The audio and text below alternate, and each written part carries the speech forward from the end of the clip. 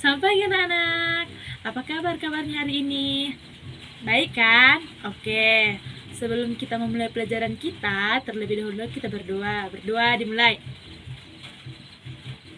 Berdoa selesai. Nah, pembelajaran kita hari ini tentang bencana alam. Sebelum kita masuk ke materi, terlebih dahulu kita mengabsen ya.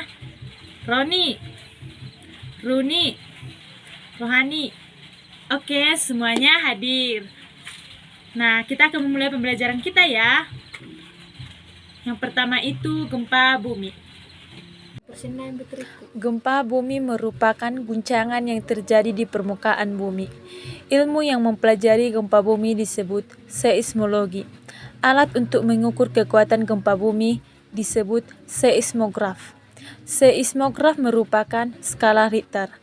Gempa berkekuatan 1 skala Richter akan mengguncangkan bumi radius 100 km dari pusat gempa, dan gempa dengan kekuatan 2 skala Richter akan mengguncangkan bumi 10 kali serta energi yang dilepaskan. Gempa bumi dapat terjadi karena 1. Pergerakan lempeng tektonik disebut gempa tektonik. 2. Letusan gunung Merapi disebut gempa vulkanik. Gempa yang terjadi di laut dekat pantai dapat dimungkinkan terjadinya tsunami. Selanjutnya adalah tanah longsor. Tanah longsor adalah anjloknya massa tanah dan batuan menuruni lereng bukit atau gunung. Tanah longsor biasanya terjadi ketika air hujan meresap ke lahan di puncak bukit atau gunung. Aliran air kemudian menyusup ke rekahan-rekahan batuan. Akhirnya aliran itu bertemu dengan material yang licin, seperti seripan batu atau lempung. Posisi material ini miring menghadap ke lembah. Semakin lama airnya semakin menggenang, sehingga semakin berat. Akhirnya penopang lereng tidak mampu lagi menahan beban. Massa tanah dan batuan pun tergelincir di sepanjang lereng. Selanjutnya, tanah longsor terkait erat dengan banjir. Perbedaannya, banjir terjadi di daerah yang rendah atau relatif lebih rendah dibandingkan dengan daerah sekitarnya. Sedangkan tanah longsor terjadi di wilayah yang berupa lereng yang strukturnya lemah. Tanah longsor yang hanyut di sungai bisa menyebabkan banjir. Sebelum terjadinya tanah longsor, biasanya didahului tanda-tanda tertentu.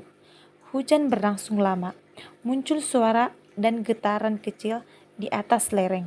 Kemudian terjadi longsoran-longsoran kecil. Selanjutnya banjir. Banjir ada beberapa macam. Banjir bisa terjadi di wilayah pantai akibat terjangan badai.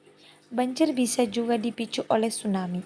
Ada juga beberapa banjir karena luapan air laut ketika gelombang pasang. Namun yang paling banyak terjadi adalah banjir luapan air karena curah hujan yang sangat tinggi. Ketika hujan turun, sebagian airnya disimpan di tanah, sebagian airnya diserap tumbuhan, sebagian menguap atau mengalir di permukaan tanah. Banjir terjadi ketika tanah dan tumbuhan tidak mampu lagi menyerap air. Banjir bukan saja merusak harta benda atau membawa korban jiwa. Derasnya aliran air menyebabkan erosi di bagian luhu dan pengendapan di bagian leher. Makhluk hidup seperti ikan dan tanaman pertanian yang memiliki habitat di air seringkali menjadi musnah. Lalu lintas menjadi terganggu karena jalanan menjadi rusuh. Selanjutnya gunung meletus. Gunung Merapi dibentuk oleh akumulasi magma yang keluar melalui celah kerah bumi. Ada gunung Merapi yang berlereng curam, ada juga yang landai, ada atau bahkan datar, baik dataran tinggi maupun dataran rendah. Magma adalah batuan cair yang terbentuk di bawah permukaan bumi. Magma berbentuk cairan karena tekanan dari suhu yang sangat tinggi di kedalaman 80-100 km. Magma dapat keluar melalui celah yang menuju ke permukaan bumi. Magma yang keluar itulah apabila tertimbun terus-menerus akhirnya menjadi gunung. Bahaya gunung meletus adalah material yang dikeluarkannya. Letusan kecil mengeluarkan lapar pijar, awan panas, lahar dingin, dan debu.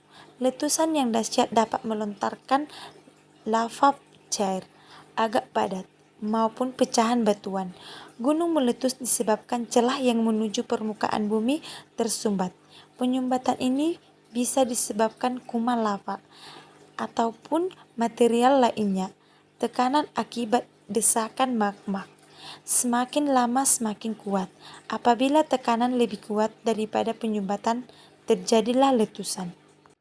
Dalam kondisi normal, setiap gunung berapi dipantau terus-menerus oleh petugas di pos pengamatan. Jika ada peringatan aktivitas dari gunung tersebut, statusnya ditingkatkan menjadi waspada.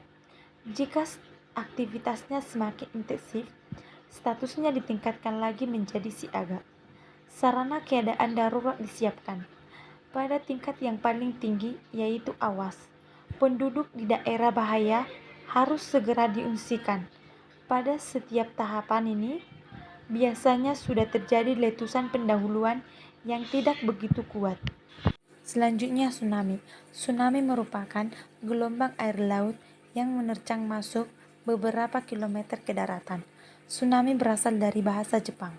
Tsunami bisa ditimbulkan antara lain oleh gempa bumi atau letusan gunung berapi bawah laut. Tsunami yang disebabkan gempa bumi bisa diketahui tanda-tandanya. Pertama, didahului gempa bumi. Kedua, laut surut beberapa ratus meter. Namun tanda-tanda ini tidak selalu muncul, apalagi bila gempa bumi pemicu tsunami terjadi di tempat yang jauh dari tsunami. Untuk mendeteksi dini adanya tsunami, para ahli membuat alat yang disebut Trusnometer.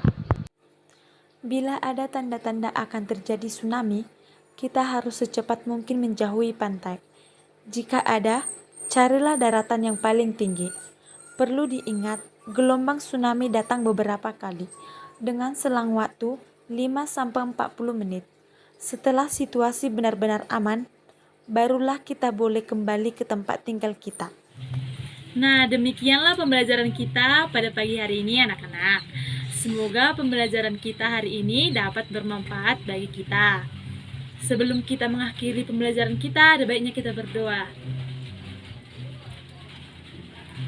Berdoa selesai. Nah, demikianlah pembelajaran kita hari ini. Sekian dan terima kasih.